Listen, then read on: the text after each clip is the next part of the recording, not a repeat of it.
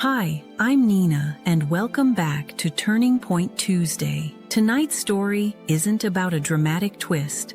It's about a quiet moment on an ordinary street, a moment that shook me awake from a life I didn't realize I was sleepwalking through. Let me take you back to the night it happened.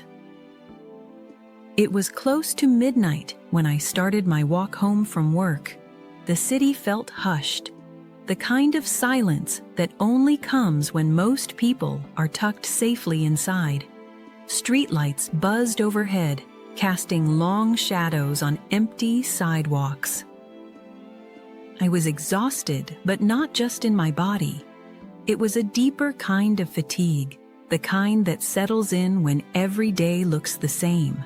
My mornings always started the same way, hitting snooze too many times, rushing through coffee I didn't even taste, throwing on clothes that barely matched. My afternoons blurred together in the same endless loop of work tasks. Smile for customers, answer the same questions, clock out, go home. By the time I collapsed onto my couch at night, I didn't even have the energy to cook. Most nights, dinner came from a drive-through bag or the microwave. It wasn't that anything was wrong, no big crisis, no obvious disaster, but nothing felt right either. My friends were busy with their own lives. My job felt like a dead end. Even weekends lost their meaning, fading into the same scrolling, sleeping, and telling myself I'd do something next week. Safe. Predictable. Routine. That's how life felt until that night. As I turned down the quiet side street I always take home, I noticed him. A man, sitting on the curb under the glow of a flickering streetlight. At first glance, he looked like just another stranger passing through. But then I realized he wasn't passing through at all. He was sitting still, shoulders hunched, body trembling. I slowed my pace. Something about him held my attention. He wasn't just sitting, he was unraveling. His hands clutched a photograph like it was a lifeline, his breath uneven, his face streaked with tears. Every instinct told me to keep walking. It was late. He was a stranger. It wasn't my place. But another voice inside whispered that I couldn't just leave him there. So, against my usual cautious nature, I stopped. "Are you okay?" I asked softly. His eyes lifted to mine, red and swollen. For a moment, he said nothing, as if the words were too heavy to release. And then, his voice broke. "My wife passed away 2 weeks ago. Tonight was our anniversary. I couldn't stay in the house. It's full of memories." The rawness in his tone hit me like a punch to the chest. I stood frozen, unsure what to say. What comfort could I possibly give? Words felt useless, but my legs carried me forward anyway, and before I realized it, I had lowered myself onto the curb beside him. The city stretched on in silence, but the world suddenly felt very small. Just the two of us, a streetlight, and his grief, heavy enough to fill the air between us. He didn't launch into one long speech. Instead, his words came in fragments, halting and uneven, as if each memory cost him something to share. But he kept talking, and I kept listening. He told me how he met his wife during their first year of college. She had laughed at a joke he made in class, and he said it was the kind of laugh that makes you want to keep being funny, even if you're not.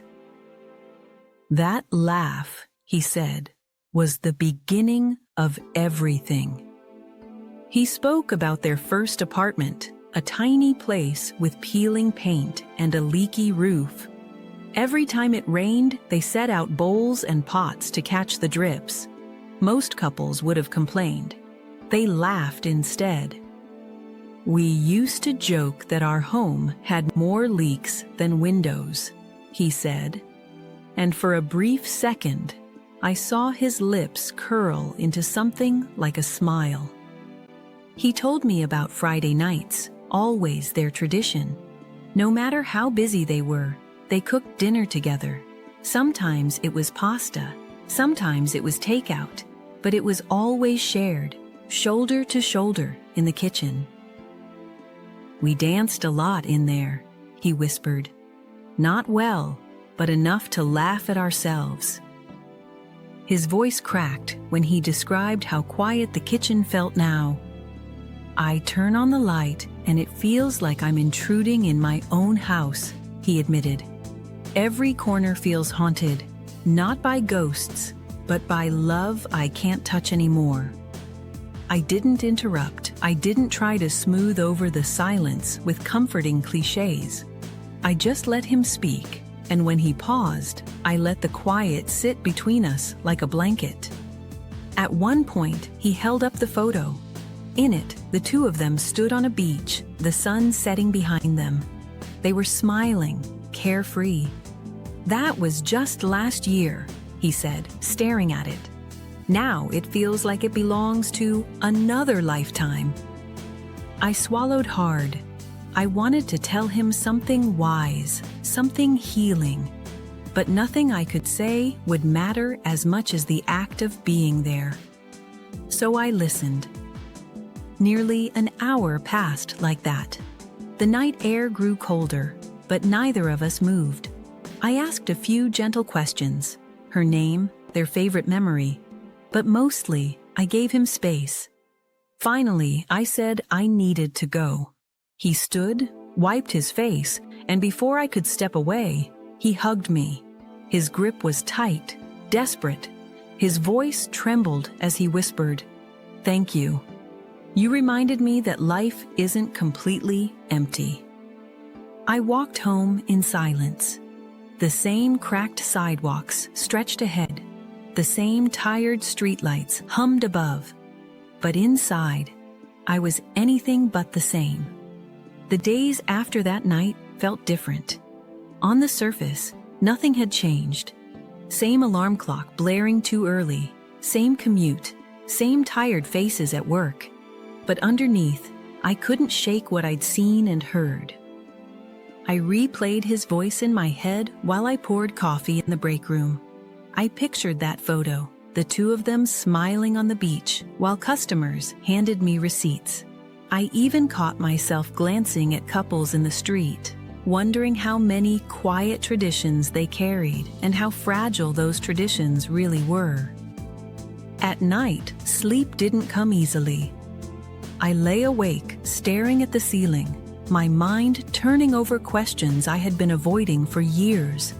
Why was I so quick to coast through life, telling myself I was fine when I was really disconnected? Why did it take a grieving stranger to make me notice how numb I'd become?